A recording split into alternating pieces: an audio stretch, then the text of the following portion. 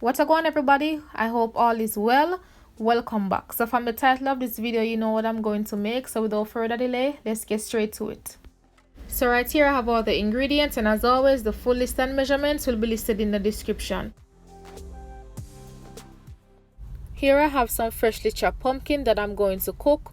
You will need ground ginger, cinnamon, clove, flour. I'm using Spelt flour, but you can use any other flour of your choice. You will need cane sugar, oil. I'm using grapeseed. You will need baking soda, nutmeg, plant milk, 2 ripe bananas, vanilla extract, salt, and I'm going to add some pecans, but you can add another nut of your choice.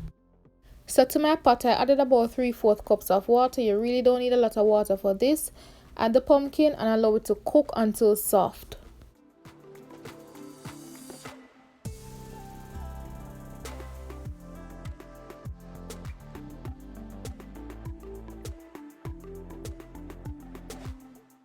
Once the pumpkin cooked, just go ahead and mash it out. There's no need to drain the liquid unless you have an excessive amount of liquid.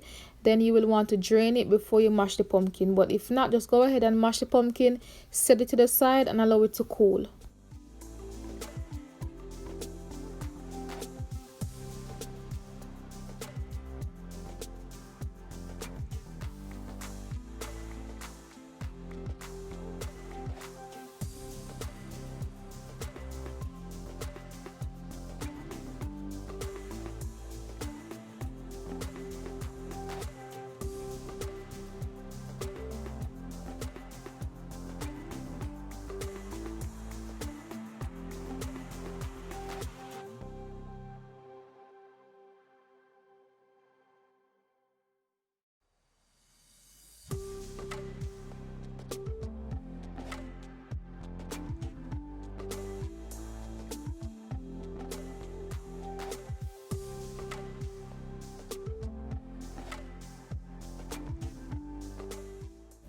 After you're done mashing the bananas, add the pureed pumpkin followed by the other wet ingredients and the sugar.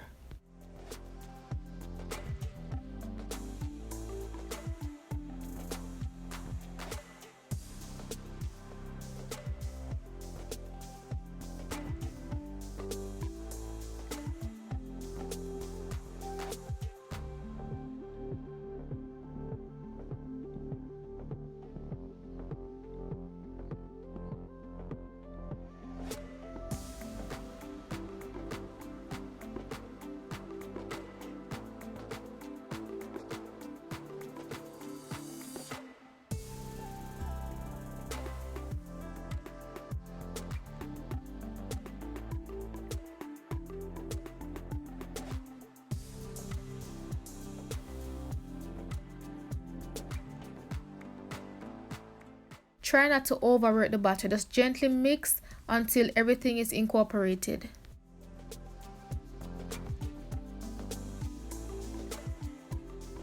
Once you're done, just add a decent amount of the batter to the cups, and it's okay if some cups have a little bit more than some.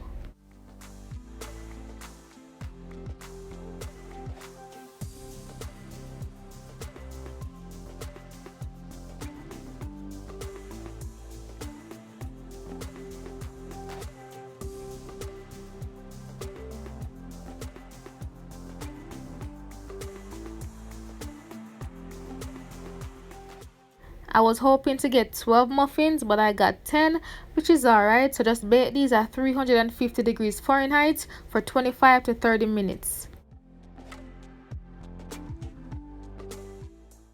Pumpkin muffins up and running, and these came out lovely and they smell amazing. So what I'm gonna do next is to remove them from the pan and allow them to cool.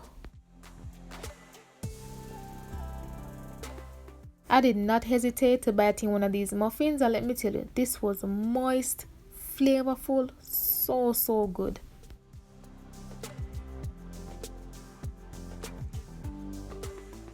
Thank you so much for watching. I hope you give this recipe a try. Let me know if you do, and until next time, bless upon yourself.